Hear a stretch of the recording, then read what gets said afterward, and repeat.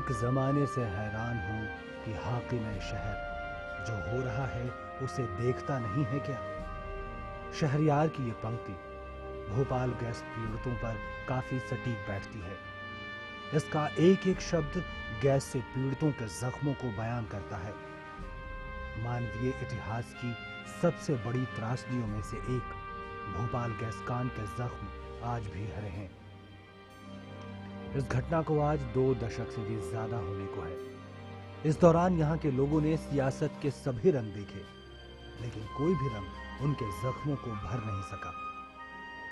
उन्हें इस गैस त्रासदी का दंश अपने और आने वाली पीढ़ियों को भी भुगतना पड़ रहा है। दूसरी पीढ़ी में असर मिलेंगे नहीं, दूसरी पीढ़ी में असर दिखाई दे रहे हैं। इसके ऊपर काफ़ी शोध किया जा चुका है, जिससे पता लग रहा है कि क्रोमोसोमल एबरेशंस और कंजेनाइटल डिफॉर्मिटीज दूसरी पीढ़ी में है। 3 दिसंबर की काली रात को शायद ही कोई भोपाल वासी याद करना चाहेगा। ये एक ऐसी घटना थी जो कि मानव इतिहास की सबसे बड़ी त्रासदियों में शुमार की जाती है। 2 दशक से भी ज्यादा समय पहले हुई इस घटना के पीड़ितों को आज तक न तो न्याय मिल पाया और न ही उचित मुआवजा ही। इन 24 सालों में आज भी यहाँ के लोग दर दर की ठोकरें खाते हैं। मुख्यमंत्री से लेकर प्रधानमंत्री निवास तक की ठोकरें खाने के बाद भी न्याय अभी भी इनके लिए कोसों दूर है। हमारे 2 मांगे हैं। पहला मांग ये है कि भोपाल गैस पीड़ितों और प्रदूषण पीड़ितों और उनके बच्चों के लंबे समय तक इलाज, पुनर्वास, रोजगार और सामाजिक सुरक्षा, जहरीले कचरे की सफाई, इसके लिए एक विशेष अधिकृत आयोग बनाया जाए जो कम से कम 30 वर्षों तक काम करे। और हमारी दूसरी मांग है कि भोपाल के लोगों के मौत और बदहाली के लिए जो अमेरिकी कंपनियां जिम्मेदार हैं, यूनियन कार्बाइड और डाउ केमिकल, उन पर कानूनी कार्रवाई किया जाए। इस गैस त्रासदी के 24 साल गुजरने के बाद भी लोगों के लिए खतरा टला नहीं है। इस कारखाने के परिसर में आज भी हजारों टन जहरीला कचरा जमा है। कई जगह तो इसे वायुमंडल से बचाना भी मुश्किल है। इसका परिणाम ये हो रहा है कि पीने के पानी में अब भी जहरीला रसायन घुल रहा है। वैज्ञानिक तथ्यों के मुताबिक अगर पानी में आर्सेनिक की मात्रा 1% से ज्यादा रहती है तो ये पानी पीने के लायक नहीं माना जाता।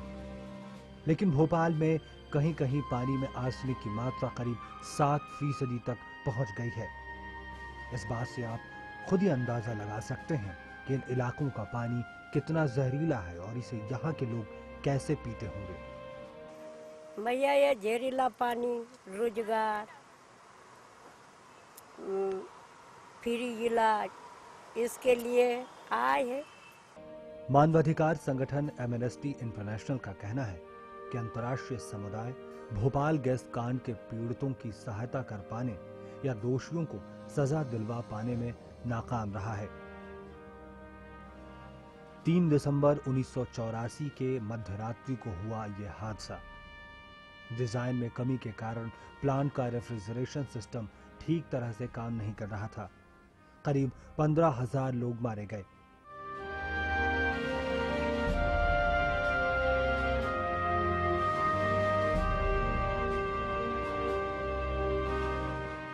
रिपोर्ट में कहा गया कि 7,000 लोग गैस लीक होने के बाद तत्काल मारे गए, जबकि 1984 के बाद से अब तक गैस कांड की चपेट में आने वाले 15,000 लोगों की जानें जा चुकी हैं।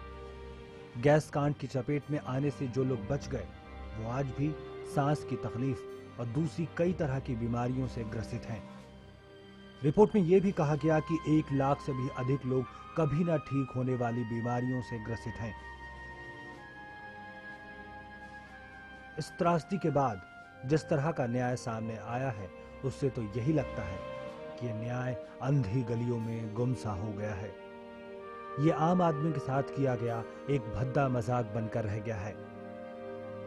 जो इंसाफ कभी इंसानियत का सबसे हसीन फूल हुआ करता था वो आज आकाश कुसुम हो गया है, जिसके बारे में कहा जाता है कि उसकी तरफ जितना हाथ बढ़ाओगे वो उतना ही दूर चला जाता है। और ऐसा ही कुछ भोपाल गैस पीड़ितों के साथ हो रहा है।